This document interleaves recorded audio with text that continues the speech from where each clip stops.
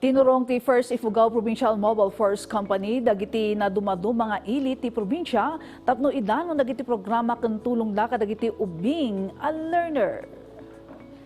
Naimpusuan at tulong ti impayid na iti daytoy ang masakit a learner iti Alimit Elementary School barangay Hukab Kiangan anay pan iti kasitgan a health clinic para iti medical attention ken kastamat nga impayan dati makan kalpasan ti check-up daytoy.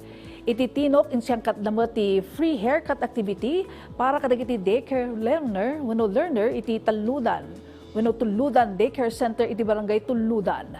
Kapada ang aktibidad met insyang kat di 4th Maneuver Platoon Tuludan Based Unit para kadagiti ubbing ti Purukman barangay Tuludan. Indol met lang ti unit iti information drive ken lecture panggep iti anti-bullying ken anti-criminality awareness kadagito nga estudyante. Kastamot anainget a police visibility ti impatumpalda.